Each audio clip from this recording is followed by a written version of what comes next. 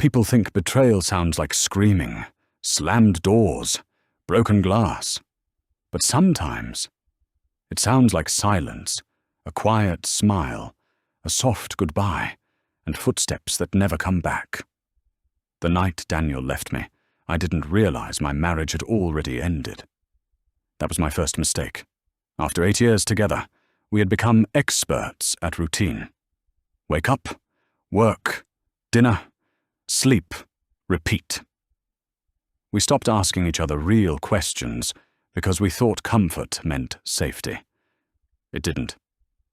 I was standing in the kitchen that evening, mindlessly scrolling through my phone while the TV played quietly in the background.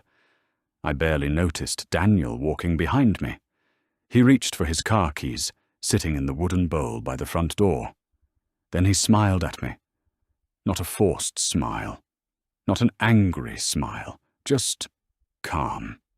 The kind of smile you give someone when you've already made peace with a decision they know nothing about. "Back soon?" I asked casually, still staring at my screen. There was a pause. "Yeah," he said softly. Then the door closed, and without realizing it, I had just watched my husband leave me forever. At first, nothing felt strange. An hour passed, then 3, then midnight. I called him once. No answer. Twice, straight to voicemail. By morning, my stomach had started twisting with anxiety. I kept making excuses for him in my head. Maybe work ran late. Maybe his phone died. Maybe he needed space. But deep down, there was a feeling I couldn't explain. The kind of feeling your body gets before your mind catches up to the truth. By the second day, panic had taken over. I called his office, his friends, his brother. Nobody had seen him. That's when I finally walked into our bedroom and noticed something terrifying. His closet wasn't empty, but it wasn't full either.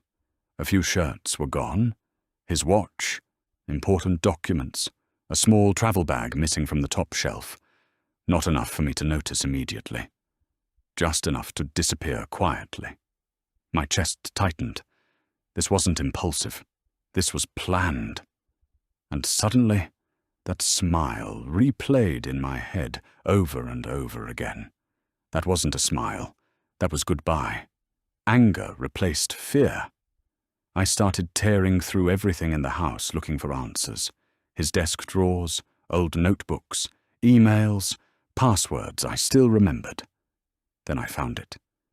A hidden folder buried deep inside his laptop. My heart nearly stopped. Inside were screenshots, photos, receipts, pictures of me sitting with another man at cafes, laughing, touching his arm, leaning in too close. Private messages I thought I had deleted months ago were carefully saved and organized by date. Daniel knew, not recently, not accidentally. He had known for a long time. My hands started shaking as I kept scrolling. There were timelines, notes, audio recordings, every lie I told, documented in silence. And somehow, that silence hurt more than if he had screamed at me. Because he never confronted me, never fought, never accused me. He just watched the woman he loved slowly become someone he no longer recognized. At the very bottom of the folder, there was a video file. I clicked it. Daniel appeared on the screen, sitting in our living room, calm, composed, emotionless, looking directly into the camera. "If you're watching this," he said quietly, "then I've already left." My throat tightened instantly. "I didn't leave because I hate you." He paused for a moment. "I left because I finally realized loving you was destroying me." I couldn't breathe. Tears blurred my vision, but I couldn't stop watching.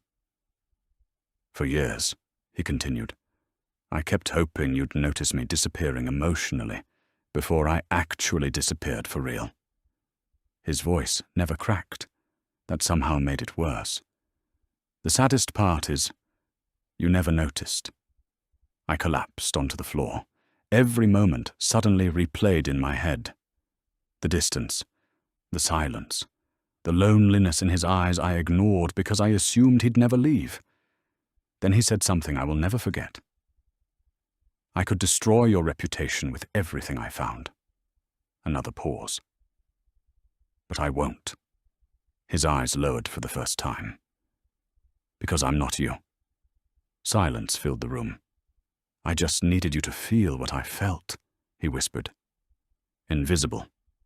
The video ended, and for the first time in years, the house felt completely empty. Not physically, emotionally. Days later, the divorce papers arrived in the mail, already signed.